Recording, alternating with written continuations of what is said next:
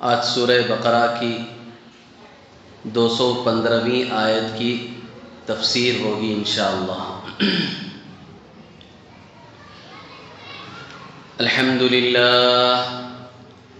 للہ نحمده ونستعینه ونستغفره ونؤمن به ونتوکل علیہ ونعوذ باللہ من شرور انفسنا ومن سیئات اعمالنا من يهده الله فلا مضل له ومن يضلله فلا هادي له ونشهد أن لا إله إلا الله وحده لا شريك له ونشهد أن سيدنا ونبينا ومولانا محمدا عبده ورسوله أما بعد فأعوذ بالله من الشيطان الرجيم بسم الله الرحمن الرحيم يسألونك ماذا ينفقون قل ما أنفقتم من خير فللوالدين والأقربين واليتامى والمساكين وابن السبيل وما تفعلوا من خير فإن الله به عليم صدق الله العظيم۔ اس آیت کا ترجمہ یہ ہے، لوگ آپ سے اے نبی جی پوچھتے ہیں کہ وہ کیا خرچ کریں۔ اے نبی جی آپ کہہ دیجئے جو کچھ مال تم خرچ کرو گے تو وہ والدین کے لیے ہے اور قریبی رشتہ داروں کے لیے ہے، یتیموں کے لیے ہے، محتاجوں کے لیے ہے اور مسافروں کے لیے ہے، اور جو تم نیک کام کرو گے بالیقین اللہ تبارک و تعالیٰ اس کو خوب جاننے والے ہیں۔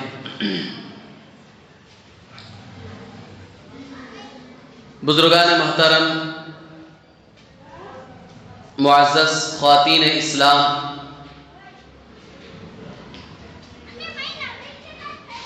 رئیس المفسرین حضرت عبداللہ ابن عباس رضی اللہ تعالیٰ عنہ فرماتے ہیں کہ صحابہ اکرام رضی اللہ تعالیٰ عنہم اجمعین دین میں بے حد دلچسپی رکھنے کے باوجود، دین حاصل کرنے کا شوق اور جذبہ رکھنے کے باوجود، اللہ کے رسول صلی اللہ علیہ وسلم سے انتہائی درجہ محبت رکھنے کے باوجود، صحابہ اکرام رضی اللہ تعالی عنہم اجمعین نے بہت کم سوالات کیے ہیں، کیونکہ صحابہ اکرام رضی اللہ تعالی عنہم اجمعین بیکار بے تکے سوالات سے احتیاط کرتے تھے۔ خود حضرت عبداللہ بن عباس رضی اللہ تعالیٰ عنہ کہتے ہیں صحابہ نے تقریباً 13 سوالات کیے ہیں جن کے قرآن پاک میں اللہ تبارک و تعالیٰ نے جوابات دیے ہیں۔ ہم میں سے بعضوں کا مزاج ہوتا ہے کہ بس سامنے کسی کو دیکھ لیا، کسی کو پا لیا، عالم ہو یا ہمارے اکابر میں سے کوئی بڑے ہوں تو سوالات شروع کر دیتے ہیں۔ ہاں، بعض لوگ وہ سوالات کرتے ہیں جن کی واقعی ضرورت ہوتی ہے، جن کا تعلق دین سے ہوتا ہے، عقائد سے ہوتا ہے، لیکن بعض لوگوں کی عادت ایسی ہوتی ہے بے تکے سوالات کرتے ہیں جن کا دین سے ذرہ برابر بھی کوئی تعلق نہیں، خواہ مخواہ ایسے ہی کہ فلاں آدمی سوال کر رہا تو چلو میں بھی کوئی ایک سوال کروں۔ شریعت اس سے منع کرتی ہے۔ جس سوال سے آپ کو فائدہ ہونے والا نہیں ہے، جس سوال کا تعلق دین سے نہیں ہے، خواہ بے تکے سوالات کر کے سامنے والے کو پریشان کرنا، یہ اچھی بات نہیں ہے۔ صحابہ کی زندگیاں ہم سب کے لیے نمونہ ہے، ان کا طرز عمل ہمیں دیکھنا چاہیے کہ صحابہ نے بڑی احتیاط کی ہے سوالات کرنے۔ جیسے کہ عبداللہ بن عباس رضی اللہ تعالیٰ عنہ خود کہتے ہیں 13 سوالات ہیں جن کے قرآن پاک میں جوابات دیے گئے، اور بعض مفسرین کہتے ہیں کہ تقریباً 17 سوالات ہیں جن کے قرآن پاک میں جوابات دیے گئے ہیں، ان میں سے 9 سوالات صحابہ نے کیے ہیں، اور جن میں سے 7 سوالات اس پہلی سورت سورہ بقرہ میں موجود ہیں، اور باقی 17 کے 7 تو یہاں آ گئے سورہ بقرہ میں، اور باقی سوالات دوسرے پاروں میں مختلف جگہ وارد ہوئے ہیں، کسی پارے میں 1، کسی جگہ 2، اس طرح کل 17 سوالات ہیں۔ تو انہی میں سے یہ ایک سوال ہے کہ صحابہ اللہ کے رسول صلی اللہ علیہ وسلم سے پوچھ رہے ہیں کہ کیا خرچ کریں۔ مفسرین کہتے ہیں کہ حضرت عمرو بن جموح رضی اللہ تعالی جو ایک معذور صحابی تھے، بڑھاپے کو پہنچ چکے تھے، مالدار تھے، انہوں نے یہ سوال کیا تھا۔ بعض مفسرین کہتے ہیں کہ عام لوگوں نے یہ سوال کیا تھا، بہرحال صحابہ نے یہ سوال کیا اللہ کے رسول صلی اللہ علیہ وسلم سے کہ ہم کیا خرچ کریں، کتنا مال ہونا چاہیے، خرچ کرنے کی مقدار کیا ہے، کوانٹٹی کیا ہے شریعت میں۔ تو اللہ تبارک و تعالیٰ نے اس کا جواب ضمنی طور پر آگے کی آیت میں دیا ہے، لیکن اصل جو مقصود تھا صحابہ نے جو سوال کیا کیا خرچ کریں، اس سے مقصود یہ نہیں تھا کہ کتنے روپے خرچ کریں، کتنا مال خرچ کریں، بلکہ مقصود یہ تھا کہ کہاں خرچ کریں، کس پر خرچ کریں، مصرف کیا ہے، کن لوگوں پر خرچ کریں، کس جگہ ہم خرچ کریں، یہ اصل مقصود تھا صحابہ کا۔ اسی لیے اللہ تبارک و تعالیٰ نے یہ سوال کا جو دوسرا حصہ ہے جو اہم ہے، یہی اصل صحابہ کا مقصود تھا سوال سے، اس کو پہلے بیان کیا کہ کن کن لوگوں پر خرچ کرنا چاہیے، اور پھر صحابہ نے جو بظاہر سوال کیا تھا کہ کیا خرچ کریں، کتنی مقدار، کتنی کوانٹٹی ہونی چاہیے، اس کا جواب ضمنی طور پر آگے کی آیت میں اللہ تبارک و تعالیٰ نے دیا، کیونکہ کہاں خرچ کرنا یہ بھی دین میں ایک بہت اہمیت کا عامل حصہ ہے۔ ہم خرچ تو کرتے ہیں الحمدللہ، لیکن یہ نہیں دیکھتے کہ ہمارا مال جو ہم خرچ کر رہے ہیں کیا شریعت میں اس کی اجازت بھی ہے، شریعت میں ان جگہوں پر خرچ کرنے سے ہمیں ثواب بھی ملے گا، اللہ اس سے راضی اور خوش ہوں گے، یہ بھی دیکھنا چاہیے۔ اس لیے کہ حدیث میں اللہ کے رسول صلی اللہ علیہ وسلم نے صاف ارشاد فرمایا، کل قیامت کے دن جو 4 سوال ہر بندے سے کیے جائیں گے، اس وقت تک اس کے قدم اپنی جگہ سے نہیں ہٹیں گے جب تک کہ وہ ان 4 سوالوں کے جواب نہ دیں۔ ان میں سے جو ایک سوال ہوگا وہ یہ ہوگا، وَعَنْ مَالِهِ مِنْ أَيْنَ اكْتَسَبَهُ وَفِيمَا أَنْفَقَهُ، مال کے بارے میں سوال ہوگا 2 طرح سے، کہ مال کہاں سے کمایا یہ بھی پوچھا جائے گا، اور کہاں خرچ کیا یہ بھی پوچھا جائے گا۔ خرچ کہاں کیا، کن جگہوں پر خرچ کیا، کن لوگوں پر خرچ کیا، یہ بھی باقاعدہ ایک سوال ہوگا۔ تو سب سے پہلا مسئلہ ہے مال خرچ کرنے کا۔ بہت سے لوگ تو خرچ ہی نہیں کرتے، کنجوس ہوتے ہیں، بخیل ہوتے ہیں، ان کا مزاج ہی صرف جمع کر کے رکھنا، جمع کرنا، جمع کرنا، جمع کرنا، جمع کرنا۔ ایک بینک میں وہ مقدار ہو گئی تو دوسرے بینک میں کھاتہ کھول دیں گے، اپنا اکاؤنٹ کھولیں گے، وہ بینک بھی فل ہو گیا تو پھر کسی اور کے نام سے تیسرے بینک میں کیا ہے اکاؤنٹ کھولیں گے۔ ان کا کام ہی جمع کرنا، خرچ تو کرتے ہی نہیں، بخیل ہیں۔ اور بعض لوگ الحمدللہ سخی ہیں، خرچ کر رہے ہیں، خوب خرچ کر رہے ہیں مال، لیکن وہ اس بات کا خیال نہیں کرتے کہ میں جن جگہوں پر یہ مال خرچ کر رہا ہوں کیا شریعت اسے جائز بھی کہتی ہے یا شریعت میں اس کی اجازت نہیں، یہ بھی دیکھنا چاہیے۔ خرچ بھی کرنا ہے اور یہ بھی دیکھنا ہے کہ کن جگہوں پر ہمارا مال خرچ ہو۔ تو صحابہ کے سوال کا ایک اہم جز، اہم حصہ یہ تھا، صحابہ نے یہ پوچھا کہ ہم اپنا مال کہاں خرچ کریں، کیونکہ قیامت میں اس کے بارے میں بھی سوال ہو۔ اللہ تبارک و تعالیٰ نے اس کے مصارف بتائے کہ تمہیں اپنا مال کہاں خرچ کرنا ہے۔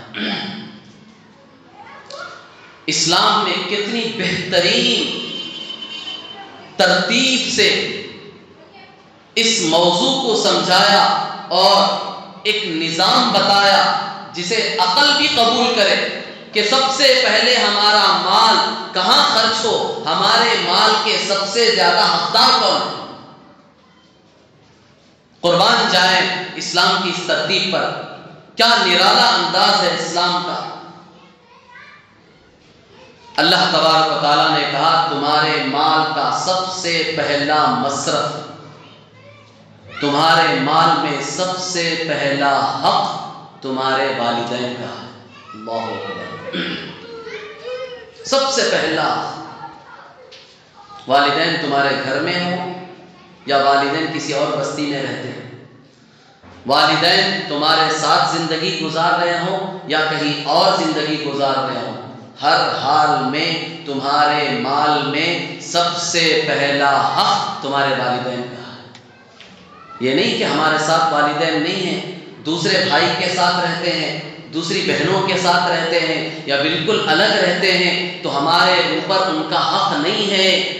جو آج ہماری سوچ ہو گئی ہے کہ ہمارے ساتھ رہتے ہیں تو ہمارے اوپر حق ہے کہ ہم والدین پر خرچ کریں، ان کی ذمہ داری ہمارے کاندھوں پر ہے، ہم ان کی دیکھ بھال کریں، ان کے کھانے پینے کا نظام کریں، بیمار پڑے تو ان کا خرچہ اٹھائیں۔ ہم یہ سوچتے ہیں، ہماری یہ سوچ بن چکی ہے، ساتھ رہتے ہیں تو پھر ہمارے اوپر حق ہے، ساتھ نہیں ہے تو ہمارے اوپر حق نہیں ہے۔ ایسا نہیں ہے، چاہے تمہارے ساتھ ہوں یا تم سے الگ ہوں، تمہارے علاقے میں ہوں یا کسی اور علاقے میں رہتے ہو، تمہارے مال میں سب سے پہلا حق تمہارے والدین کا ہے، ماں باپ کا۔ ان پر خرچ کرو، ان کے تمہارے اوپر بے شمار احسانات ہیں، اتنے احسانات ہیں، اتنے احسانات ہیں، پوری زندگی بھی تم ان کے احسانات کا بدلہ چکانا چاہو نہیں چکا سکتے۔ وہ مقام ہے ماں باپ کا۔ حدیث میں اسی لیے اللہ کے رسول صلی اللہ علیہ وسلم نے فرمایا الجنت تحت اقدام الامہات، جنت تو ماں کے قدموں کے نیچے ہے۔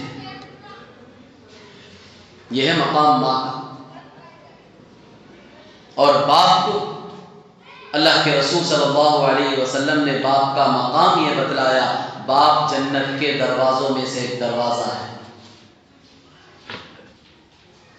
رضا ربی رضا الوالد، ایک دوسری روایت میں اللہ کے رسول صلی اللہ علیہ وسلم نے فرمایا باپ خوش ہے تو اللہ بھی خوش ہے، باپ کی خوشی میں اللہ بھی خوش ہے، باپ ناراض اللہ بھی ناراض۔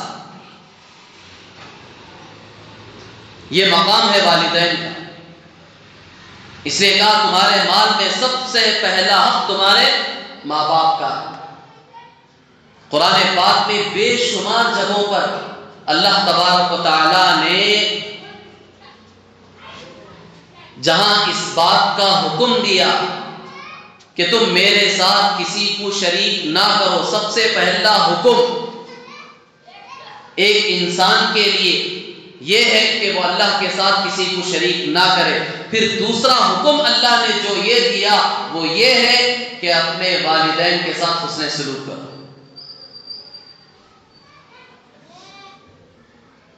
وَقَضَىٰ رَبُّكَ أَلَّا تَعْبُدُوا إِلَّا إِيَّاهُ وَبِالْوَالِدَيْنِ إِحْسَانًا، اتنا اونچا مقام ہے والدین۔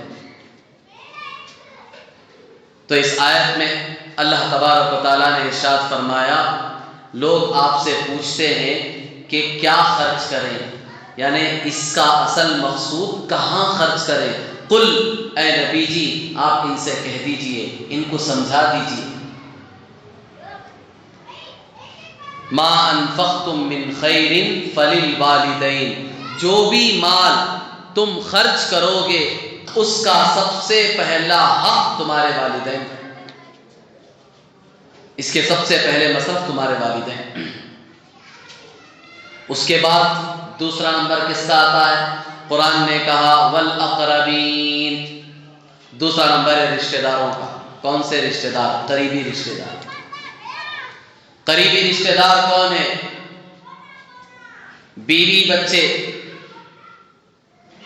اس کے بعد بہن، اس کے بعد بھائی، پھر اس کے بعد چچا، پھر اس کے بعد پھوپھی۔ جیسے جیسے رشتہ سب سے زیادہ قریب ہوگا اس کا حق سب سے زیادہ تم پر ہوگا۔ یہ قریبی جو رشتہ دار ہیں والدین کے بعد سب سے زیادہ حق ان کا تمہارے اوپر ہے کہ تم ان پر خرچ کرو، اپنی بیوی پر، اپنے بچوں پر، اپنی بہنوں پر، اپنے بھائیوں پر، ان پر خرچ کرو۔ اللہ معاف فرمائے، بعض مسلمان ایسے بھی ہیں ہمارے، اور زیادہ تر نوجوان ایسے ہیں جو اپنے ماں باپ پر، اپنے بیوی بچوں پر، اپنے بھائی بہنوں پر خرچ کرنے کو عار محسوس کرتے ہیں۔ ان کو فخر کس میں محسوس ہوتا ہے؟ دوستوں پر خرچ کرنے پر فخر محسوس ہوتا ہے۔ ایسی جگہ پر خرچ کرنے پر وہ فخر محسوس کرتے ہیں جہاں خرچ کرنے پر سارے لوگ دیکھیں، واہ واہ کریں، ان کی بڑائی کریں، ان کی تعریف کریں۔ دوستوں میں خرچ کرنا ان کو اچھا لگتا ہے، بے تکے جگہوں پر ان کو خرچ کرنا اچھا لگتا ہے، لیکن والدین پر اور اپنے بیوی بچوں پر اور اپنے بھائی بہنوں پر خرچ کرنا انہیں اچھا نہیں لگتا۔ اللہ تعالیٰ نے کہا یہ دوسرا حق ہے تمہارے اوپر کہ ان پر تم خرچ کرو، یہ زیادہ حق رکھتے ہیں کہ تمہارا مال ان پر خرچ ہو۔ ہم اپنی زندگیوں کا جائزہ لے کر دیکھیں کہ ہم اپنی بیوی بچوں پر کتنا خرچ کریں۔ باہر ہم تو اچھے اچھے کھانے کھاتے ہیں، اچھی اچھی غذائیں استعمال کرتے ہیں، دوستوں کے ساتھ بڑے مزیدار کھانے کھاتے ہیں، لیکن گھر میں وہی سوکھا چل رہا ہے۔ بیوی پوچھ بھی نہیں سکتی کیونکہ مرد حاکم ہے، اسے دبا دے گا اگر پوچھے، تو سوکھا روکھا گھر میں چل رہا ہے۔ اور اس کے تو باہر وارے کے نیارے چل رہے ہیں، دوستوں کے ساتھ مزے کی غذائیں چل رہی ہیں۔ نہیں، بیوی کا حق ہے، دوستوں سے زیادہ حق تمہارے اوپر تمہاری بیوی کا ہے، تمہارے بچوں کا ہے۔ باہر خرچ کرنے کے بجائے اپنی بیوی بچوں پر خرچ کرو، انہیں اچھا کھلاؤ، یہ زیادہ حق رکھتے ہیں۔ تو یہ چیز ہمارے معاشرے میں ختم ہو چکی ہے۔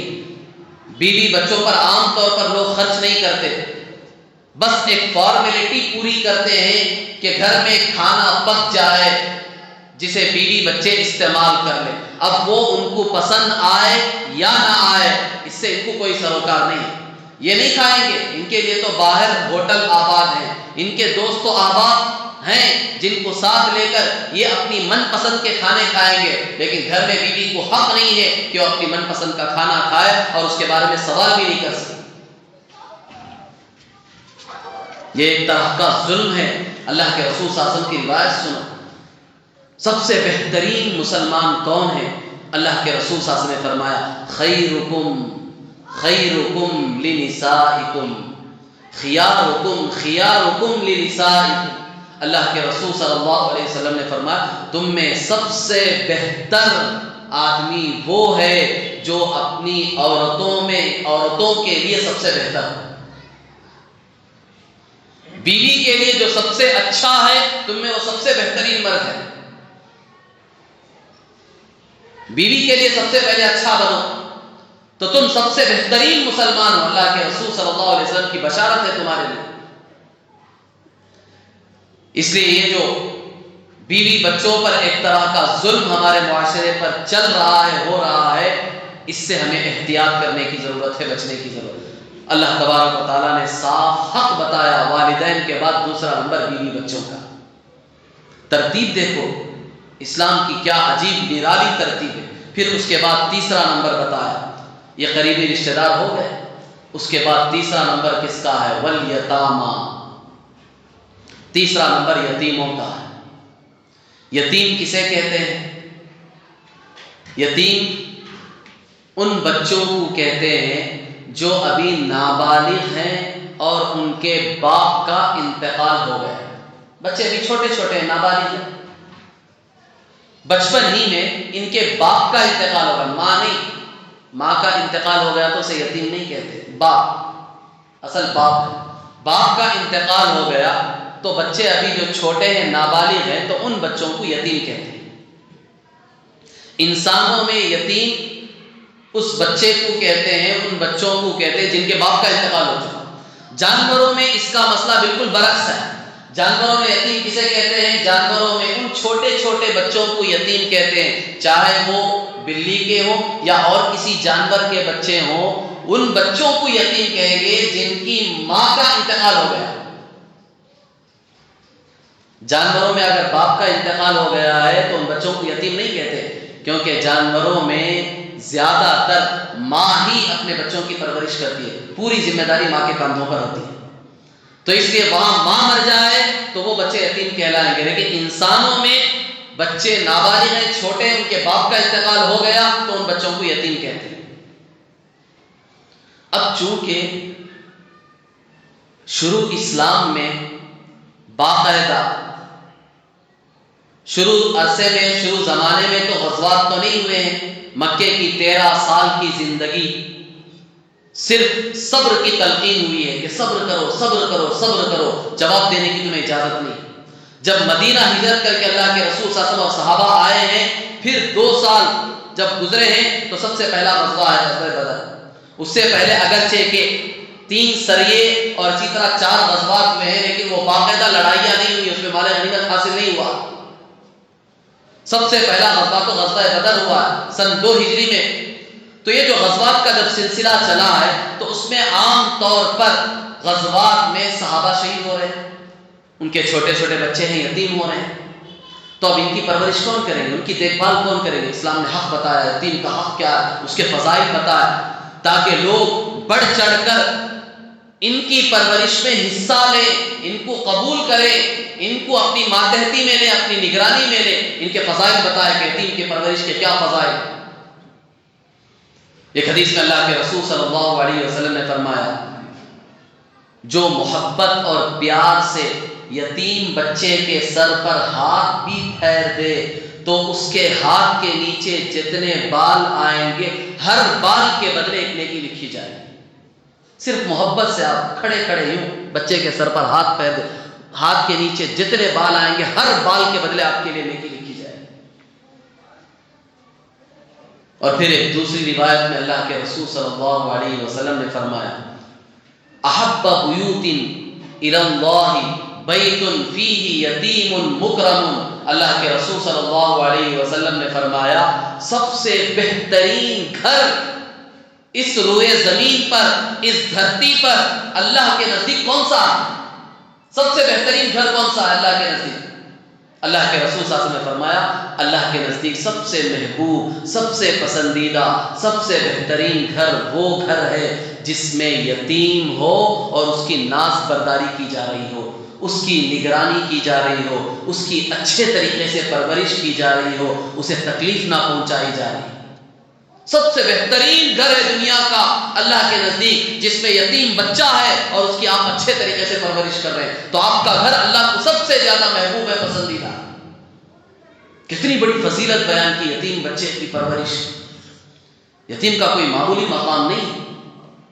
اور ایک روایت میں اللہ تبارک و تعالی ہم سب کو اس فضیلت کو حاصل کرنے کی توفیق عطا فرمائے، اس میں بڑھ چڑھ کر حصہ لینے کی توفیق عطا فرمائے۔ یہ جو روایت میں سنانے جا رہا ہوں، بہت بڑی فضیلت بیان کی اللہ کے رسول صلی اللہ علیہ وسلم نے یتیم بچوں کی پرورش کے بارے میں۔ اللہ کے رسول صلی اللہ علیہ وسلم نے فرمایا، یتیم بچے کی کفالت کرنے والا، پرورش کرنے والا، اس کی دیکھ بھال کرنے والا وہ اور میں کل قیامت میں جنت میں دونوں بالکل اس طرح قریب ہوں گے. دیکھو میرے انگلیاں، جو لوگ دیکھ سکتے ہیں وہ دیکھ لیں، جو نہیں دیکھ سکتے وہ سن لیں.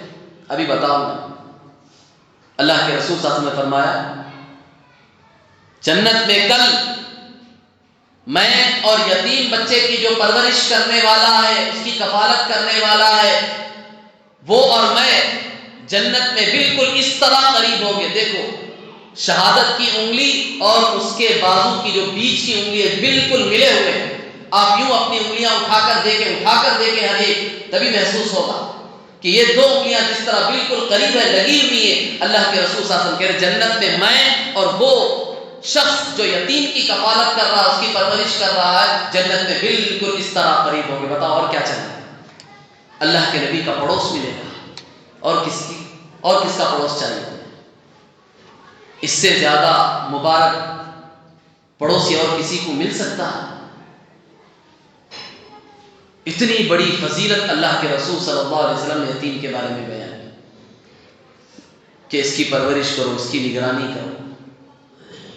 آگے باقاعدہ یتیموں کے بارے میں بھی صحابہ نے سوال کیا. آگے آ رہا یسألونک عن الیتامی، وہاں میں اور پوری تفصیل بیان کروں گا آپ حضرات کے سامنے کہ یتیم کے سلسلے میں کیا کمی کوتاہیاں ہوتی ہیں، کیا ہمیں کرنا چاہیے. ان کا اگر مال ہو تو پھر کس طریقے سے اسے احتیاط کے ساتھ ہمیں مال استعمال کرنے کی شریعت اجازت دیتی ہے. ان کے مال کے مصارف کیا ہیں، کس طرح ان کے مال کی نگرانی کی جائے گی، ان کا مال کہاں کہاں خرچ کر سکتے ہیں، کہاں کہاں خرچ نہیں کر سکتے. یہ پوری تفصیلات کو آیت کے ذیل میں انشاءاللہ آگے بیان کروں. یہاں مختصر طور پر یتیم کی یہ فضیلت آپ حضرات سمجھ لیں. تو تیسرا حق اسلام نے بتایا سب سے زیادہ تمہارے مال کا تیسرا حق رکھنے والا یتیم ہے، کیونکہ اس کے باپ کا انتقال ہو گیا، کوئی اس کی دیکھ ریکھ کرنے والا نہیں ہے، اس پر خرچ کرنے والا نہیں ہے. لہٰذا یہ تمہاری ذمہ داری ہے کہ جس طرح تم اپنے مال میں اپنے ماں باپ کی فکر کر رہے ہو، اپنے بیوی بچوں کی فکر کر رہے ہو، تیسرا نمبر یتیم کا ہے، اس کی فکر کرو. دیکھو تلاش کرو اپنے محلے میں، بہت سی بیوہ عورتیں آپ کو ملیں گی، ان کے چھوٹے چھوٹے بچے ہیں، ان کو ہی یتیم کہتے ہیں. ان کے شوہر کا انتقال ہو گیا، چھوٹے چھوٹے بچے ہیں، بیوہ عورت ہے، گھروں میں جا کر کام کاج کر کے اپنی زندگی گزار رہی ہے. بچوں کی پڑھائی کا خرچ بھی بڑی پریشانی اور مشکل سے اٹھا رہی ہے. اب ایسے بچوں کو تلاش کر کے انہیں اپنی کفالت میں لو، ان کی پرورش کا نظام خود بناؤ، اس کی ذمہ داری لو کہ ان کے پڑھائی کا خرچہ انشاءاللہ میں اٹھاؤں گا، ان کے کھانے پینے کا خرچے کی پوری ذمہ داری میری، انشاءاللہ میں اسے اپنے بچے کی طرح پالوں گا. یہ ذمہ داری ہم میں سے محلے میں تلاش کر کے اپنے محلے میں جو یتیم بچے ہیں ان کے سروں پر ہمیں ہاتھ رکھنا ہے پیار محبت سے، اور پھر ان کی کفالت کرنی ہے، ان کی نگرانی کرنی ہے، ان کی پرورش کی کوشش کرنی. پھر آگے شریعت نے کہا چوتھا حق کس کا ہے؟ والمساکین، محتاجوں کا، جو پریشان حال ہیں، ضرورت مند ہیں، ان کا حق ہے آپ کے اوپر کہ آپ کے مال میں ترتیب دیکھو، ترتیب ملحوظ رکھنی چاہیے. شریعت نے کیا نرالے انداز سے ہمارے مال میں حقوق بتائے ہیں کہ تمہارے مال میں کن کن کا حق ہے. دیکھو پوری ترتیب دیکھو، شریعت نے کیا نرالی ترتیب. چوتھے نمبر پر یہ ضرورت مندوں کا حق ہے کہ ان پر تم خرچ کرو. یہ ضرورت مند ہیں، محتاج ہیں، یہ کمزور ہیں. تمہیں جو رزق مل رہا ہے، ایک روایت میں اللہ کے رسول صلی اللہ علیہ وسلم نے فرمایا ترزقون بضعفائکم، تمہیں جو رزق مل رہا ہے، تمہیں جو روزی دی جا رہی ہے، وہ تمہارے کمزوروں کی وجہ سے دی جا رہی ہے. تم کیا سمجھتے ہو یہ جو محتاج ہے، یہ کمزور ہے، پریشان حال ہیں، تنگ دست ہیں، اور تم مزے کی زندگی گزار رہے ہو، تمہاری مزے کی زندگی کٹ رہی ہے. یہ جو ہماری مزے کی زندگی کٹ رہی ہے، گزر رہی ہے، یہ انہی کی برکت سے ہے. تمہارے مال میں ان کا حق ہے، وہ حق ادا کرو، کمزوروں پر رحم کرو، ان کی ضرورتوں کو پورا کرو، ان کی تنگ دستی میں کام آؤ، ان کی پریشانی میں کام آؤ.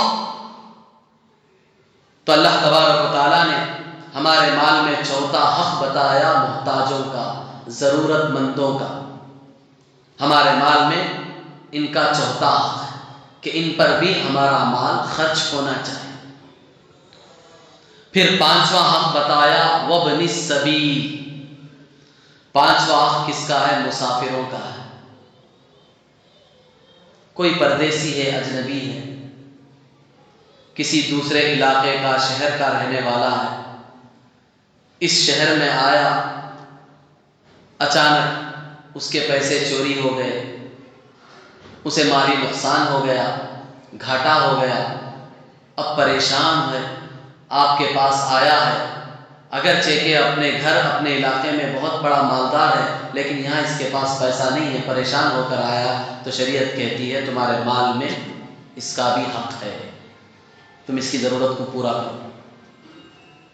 ہاں، تحقیق کرنا چاہو تو موٹے انداز میں تحقیق کر سکتے ہو، آپ کے بس میں جتنی تحقیق آپ کر سکتے ہیں کر لیں، زیادہ کھود پھرید کرنے کی ضرورت نہیں۔ بعض لوگ ہوتے ہیں اتنا کھود پھرید کرتے ہیں، اتنا کھود پھرید کرتے ہیں، ان کی نیت ہی یہ ہوتی ہے کہ میں اسے اتنا ستاؤں گا، اس کی اتنی تحقیق کروں گا کہ یہ خود مایوس ہو کر چلا جائے، 1 روپیہ نہیں دوں گا۔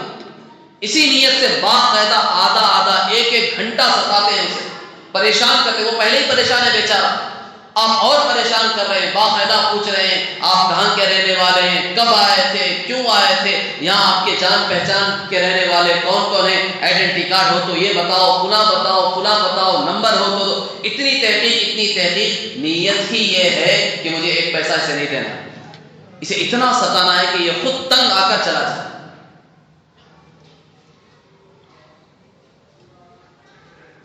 اگر ہم دوسرے پر نرمی نہیں کریں گے تو پھر اللہ بھی ہمارے اوپر نرمی کو پسند نہیں کرے گا۔ ان اللہ رفیق یحب الرفق فی امر کل، اللہ تبارک و تعالی خود نرمی کرنے والا ہے، اور اللہ تمام کاموں میں نرمی کو پسند کرتا ہے کہ ہر ایک پر نرمی کرو، اتنی کیوں سختی کر رہے ہو؟ اگر اس کی جگہ پر تم ہوتے اور تمہارے ساتھ کوئی یہ معاملہ کرتا تو بتاؤ تمہارے دل پر کیا گزرتی؟ آج اس کے ساتھ یہ کام ہوا ہے، آج اس کے ساتھ یہ حادثہ ہوا ہے، اس کی پرس چوری ہو گئی، اس کا مال ضائع ہو گیا، مال چوری ہو گیا، پریشان ہے، آپ کے پاس آ کر آپ کی پریشانی سنا رہا ہے، مال کا سوال کر رہا ہے، اور آپ اسے پریشان کر رہے ہیں۔ کہیں آپ کے ساتھ یہ واقعہ ہو جائے تو بتاؤ کیا ہوگا، ہمارے دل پر کیا گزرے گی؟ ہم کوئی بھی قدم اٹھائیں، ایک اصولی بات دیکھو، ہمیں یہ ذہن میں بٹھا لینی چاہیے، ہم کوئی بھی کام کریں، کام کرنے سے پہلے اس جگہ پر اپنے آپ کو رکھ کر دیکھیں کہ اگر یہ کام میرے ساتھ کیا جائے گا تو مجھ پر کیا گزرے گا۔ کسی کو آپ برا بھلا کہہ رہے ہیں تو تھوڑی دیر کے لیے آپ اس جگہ پر خود اپنے آپ کو رکھ کر دیکھیں کہ کوئی مجھے اگر اس طرح کہے تو میرے اوپر کیا گزرے گا، تو آپ کو سمجھ میں آ جائے گا کہ مجھے اسے برا بھلا نہیں کہنا چاہیے۔ کسی کو آپ گالی دے رہے ہیں تو تھوڑی دیر کے لیے 2 منٹ کے لیے اس جگہ پر اپنے آپ کو رکھو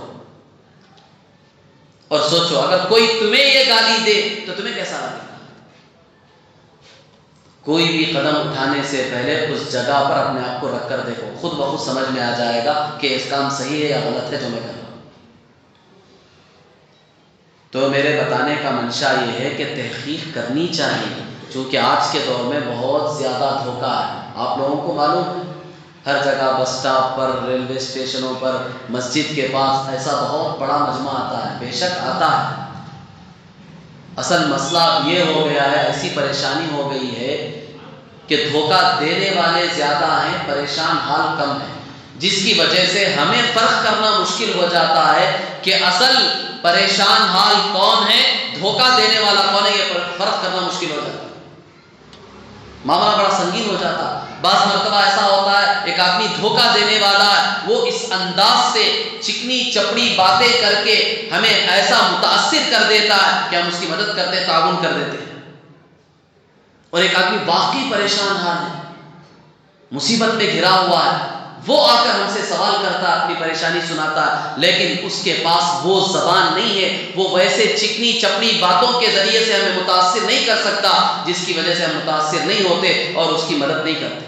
بعض مرتبہ ایسا بھی ہو جاتا ہے، جو دھوکہ دینے والا ہے اس کا ہم تعاون کر دیتے ہیں، مدد کر دیتے ہیں، جو اصل واقعی پریشان حال ہے اسے ایک پیسہ ہم نہیں دیتے۔ اس لیے جہاں تک ہو سکے تھوڑی بہت تحقیق اگر ہم کر سکتے ہیں تو کرنے کی اجازت ہے، شریعت میں منع نہیں ہے، لیکن اتنی زیادہ تحقیق مت کرو کہ سامنے والے کا دل ٹوٹ جائے۔ یہ باقاعدہ مسافر کا حق ہے، اگرچہ کہ وہ اپنے علاقے میں مالدار ہے لیکن یہاں فی الوقت وہ ضرورت مند ہے، تو شریعت کہتی ہے اس کا بھی تمہارے مال میں حق ہے، اسے بھی اپنے مال میں سے دو، اس کی ضرورت کو پورا کرو۔ اور یہ جو مصارف شریعت نے بتائے ہیں، جو 5 مصارف آپ حضرات کے سامنے بتائے گئے ہیں، یہ صرف 5 ہی نہیں ہیں، ایک ترتیب سے اجمالی طور پر شریعت نے یہ مصارف بیان کیے ہیں۔ اس کا مطلب ہرگز یہ نہیں ہے کہ یہی 5 لوگ ہیں جن پر ہم اپنے مال کو خرچ کریں، اس کے علاوہ اور کوئی شریعت کا مصرف نہیں ہے، بلکہ شریعت میں اور بھی بہت سارے مصارف بیان کیے گئے، جیسے مدارس ہیں، مساجد ہیں، اور بھی بہت سارے جو ضرورت مند ہیں، واقعی اگر وہ ضرورت مند ہیں تو ان پر بھی ہم اپنا مال کیا کریں گے؟ خرچ کریں گے۔ لیکن اس کے ساتھ وہ بات ہمارے ذہن میں ہونی چاہیے کہ خرچ کرنے کے بعد احسان جتلانا نہ ہونا چاہیے، کیونکہ احسان جتلانا، جیسا کہ جمعہ میں آپ حضرات کے سامنے یہ بات آئی تھی، احسان جتلانے سے اتنا بڑا نیک عمل منٹوں میں، لحظوں میں آپ کا ضائع و برباد ہو جائے۔ اور اللہ کے رسول صلی اللہ علیہ وسلم نے تو ایسے شخص کے لیے بڑی سخت وعید بیان فرمائی، المنان، احسان جتلانے والا جنت کی خوشبو بھی نہیں سونگھ سکے۔ اس لیے ہم کسی کی بھی مدد کر رہے ہیں، کسی پر بھی خرچ کر رہے ہیں، خرچ کرو، اللہ نے آپ کو جتنی توفیق دی ہے اپنا مال خوب خرچ کرو، جہاں جہاں خرچ کر سکتے ہو خرچ کرو، صحیح جگہوں پر خرچ کرو، حلال جگہوں پر خرچ کرو، اگر معلوم نہیں ہے تو علماء سے معلوم کر کے ان جگہوں پر خرچ کرو، لیکن خرچ کرنے کے بعد کبھی بھی بھول کر بھی احسان مت جتلاؤ، ورنہ تو جتنا بڑا ثواب حاصل کیا تھا سب لحظوں میں ضائع ہو جائے۔ پھر آگے اللہ تبارک و تعالیٰ نے ارشاد فرمایا، وَمَا تَفْعَلُوا مِنْ خَيْرٍ فَإِنَّ اللَّهَ بِهِ عَلِيمٌ، کہ صحابہ نے جو سوال کیا تھا کہ کیا خرچ کریں، اس کی مقدار کیا ہے، کوانٹٹی کیا ہے، کتنی مقدار مال میں سے خرچ کرنا چاہیے، تو شریعت نے وہ مقدار طے نہیں کی کہ مسلمان کو کم از کم ہر جمعہ 100 روپے خرچ کرنا ضروری ہے یا ہر دن 100 روپے خرچ کرنا ضروری ہے۔ اس طرح اللہ نے کوئی مقدار متعین نہیں کی، بلکہ اللہ تبارک و تعالیٰ نے ہمارے حال پر چھوڑ دیا، تمہاری جتنی ہمت ہے، تمہیں جتنی طاقت ہے، تمہاری جتنی حیثیت ہے اتنا خرچ کرو، اور ڈرو مت، خوف مت کھاؤ کہ خرچ کروں گا تو پیسہ خالی ہو جائے گا، نہیں، اللہ کے رسول صلی اللہ علیہ وسلم نے حضرت بلال رضی اللہ تعالیٰ عنہ سے فرمایا، یا بلال انفق یا بلال ولا تخشى ذی العرش اقلالا، اے بلال خرچ کرو، عرش والے سے کمی کا خوف نہ کرو، اس کے خزانے لامحدود ہیں، اس کے خزانوں کا تم کیا اندازہ لگا سکتے ہو، اس کے خزانے لامحدود ہیں، تم یہاں سے جیب سے نکال کر دیتے جاؤ، وہ اللہ اپنے خزانے سے تمہیں دیتا چلا جائے، وہ دنیا میں بھی دے گا، آخرت میں بھی دے گا، اس کے خزانے لامحدود ہیں۔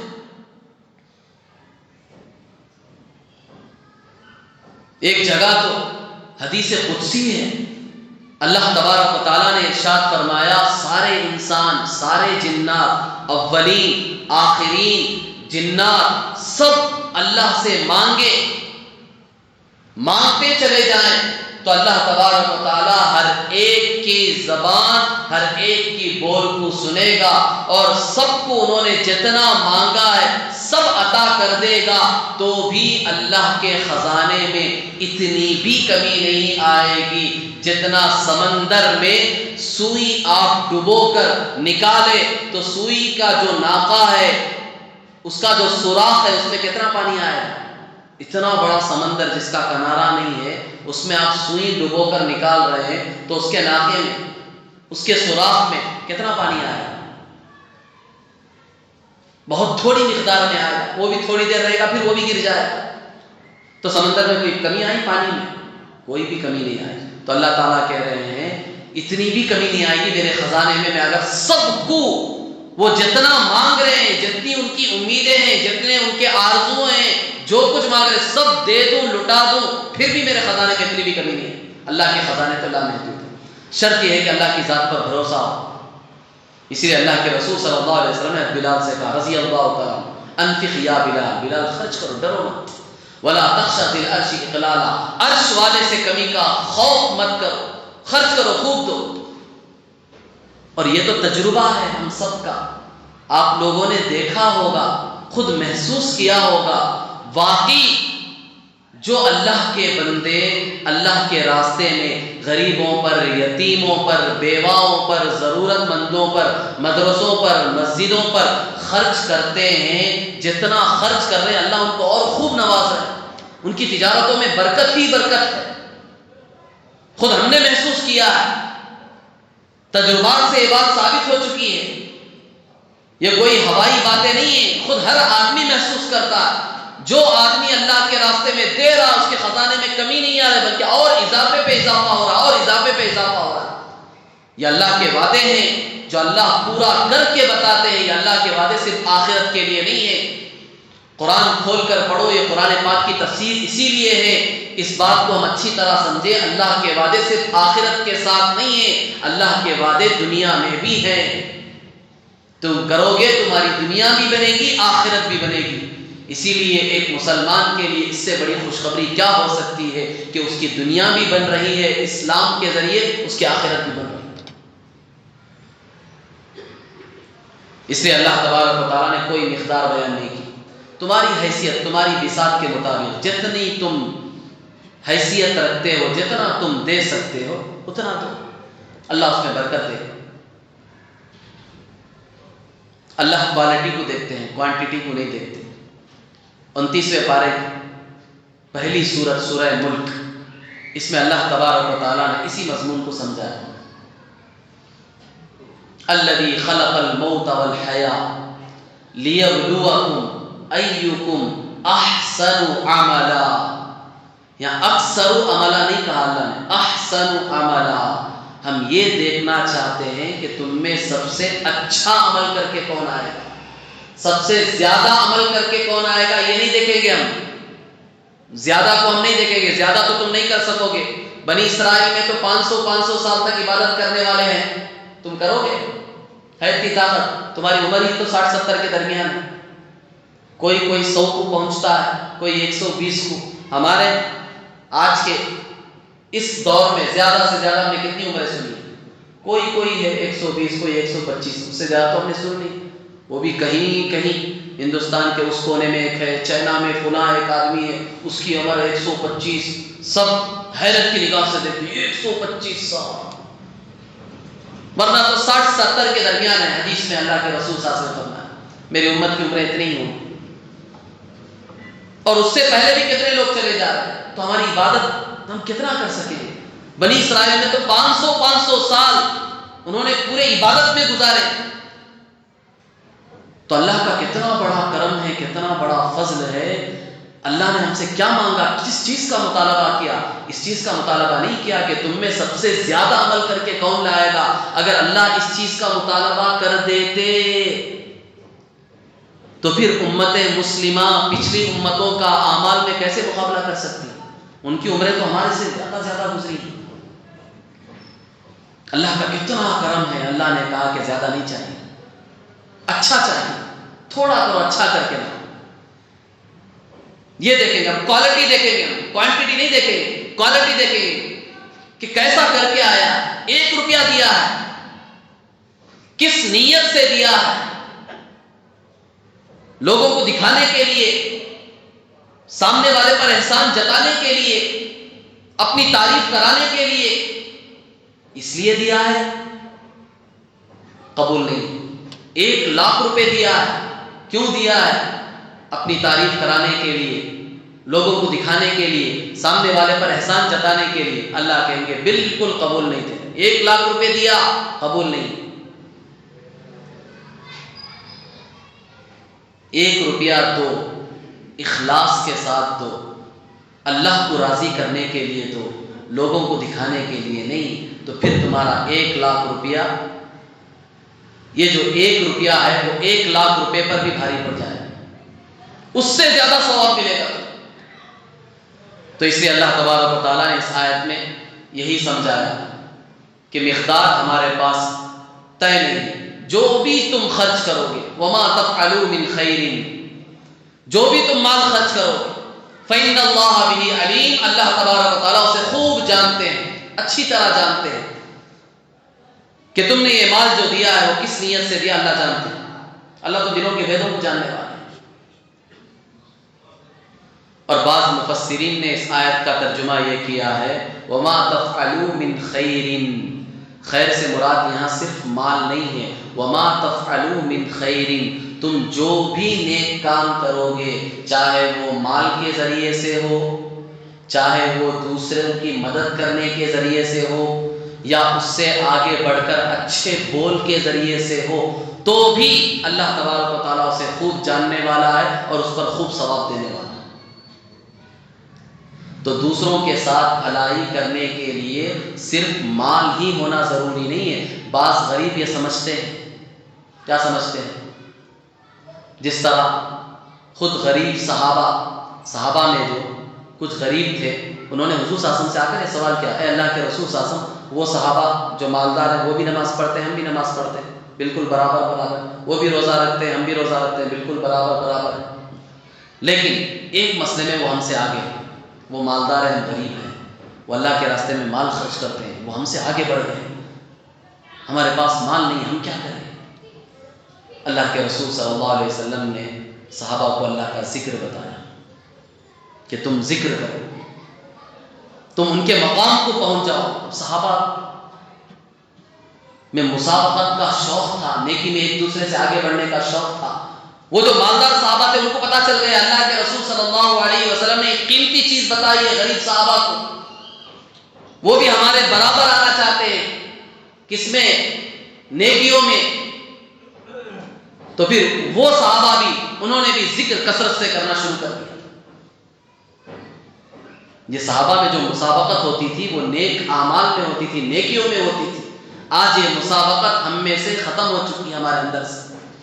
اللہ ہم سب کو وہ شوق، وہ جذبہ نصیب فرمائے جو صحابہ کے اندر تھا، نیک اعمال میں ایک دوسرے سے بڑھنے کا۔ تو اس لیے میں نے آج کیا، بعض مفسرین کی رائے کے مطابق اس آیت میں خرچ کرنے سے مراد صرف مال نہیں ہے، تم جو بھی بھلا کام کرو، نیک کام کرو، چاہے وہ مال کے ذریعے سے ہو، اگر مالدار ہو تو ٹھیک ہے مال کے ذریعے سے کرو، غریب بھی ہو تو بھی مال کے ذریعے سے جتنی استطاعت ہے، جتنی طاقت ہے، خرچ کر سکتے ہو خرچ کرو۔ صحابہ کی زندگیاں نمونہ ہمارے سامنے۔ صحابہ جہاد میں جب اللہ کے رسول صلی اللہ علیہ وسلم اعلان کرتے تھے مال کی ضرورت ہے، مالدار صحابہ تو مال ہوتا تھا لا کر رکھ دیتے تھے، غریب صحابہ کیا کرتے تھے معلوم ہے آپ؟ باقاعدہ جا کر محنت مزدوری کرتے، تو محنت کرنے کے بعد جو ان کو کچھ پیسہ ملتا، کچھ کھجوریں ملتی، وہ لا کر اللہ کے رسول صلی اللہ علیہ وسلم کی خدمت میں، آپ کے قدموں میں ڈال دیتے کہ لو ہمارا مال بھی اللہ کے راستے میں قبول کرو۔ یہ شوق تھا صحابہ۔ انہوں نے وہ عذر نہیں پیش کیا میرے پاس پیسہ نہیں ہے، میں اللہ کے راستے میں مال خرچ کرنے کی طاقت نہیں رکھتا ہوں۔ اللہ کے نبی کی طرف سے اعلان ہو گیا، فوراً چلے گئے، محنت کی، مزدوری کی، جو مزدوری ملی وہ لا کر ڈالا۔ تو اللہ کے راستے میں خرچ کرنے کے بہت سارے طریقے ہیں، بس دل ہونا چاہیے کہ خرچ کرنے کی نیت ہے تو آدمی کے لیے خرچ کرنا آسان ہے، چاہے زیادہ پیسے ہو چاہے تھوڑے پیسے ہو۔ اگر آپ کے پاس اتنی طاقت نہیں ہے، آپ مال خرچ نہیں کر سکتے، گھر چلنا، گھر کا گزارا ہی مشکل ہے، تو مایوس ہونے کی ضرورت نہیں ہے۔ قرآن کی اس آیت میں اللہ تبارک و تعالیٰ نے اس کا حل بھی بتا دیا کہ تم اچھے کاموں کے ذریعے سے دوسروں کی مدد کر کے بھی نیک اعمال میں آگے بڑھ سکتے ہو۔ مال کے ذریعے سے مدد نہیں کر سکتے، ان کا ساتھ دے دو، ایک آدمی پریشان ہے، اسے ضرورت ہے تمہاری، جاؤ اس کی مدد کر دو، تم اس میں بھی آگے بڑھ سکتے ہو۔ اگر یہ بھی نہیں کر سکتے تو بول، کم از کم اپنی زبان سے اچھے بول تو نکال سکتے ہو، اچھی باتیں تو کہہ سکتے ہو جس سے سامنے والے کا دل نہ ٹوٹ جائے، اسے خوشی محسوس ہو۔ تو یہ بھی نیکی کے بہت سارے طریقے ہیں۔ اللہ تبارک و تعالیٰ نے اس آیت میں یہی فرمایا وَمَا تَفْعَلُوا مِنْ خَيْرٍ، جو بھی تم بھلے کام کرو گے فَإِنَّ اللَّهَ بِهِ عَلِيمٌ، اللہ تبارک و تعالیٰ ان سب چیزوں کو خوب جاننے والا۔ دعا فرمائیں کہ اللہ تبارک و تعالیٰ ہم سب کو اللہ کی راہ میں خوب خرچ کرنے کی توفیق عطا فرمائے، اور جو مصارف شریعت نے بتائے ہیں، جو جائز مواقع ہیں، ان میں اپنے مال کو اللہ خرچ کرنے کی توفیق عطا فرمائے۔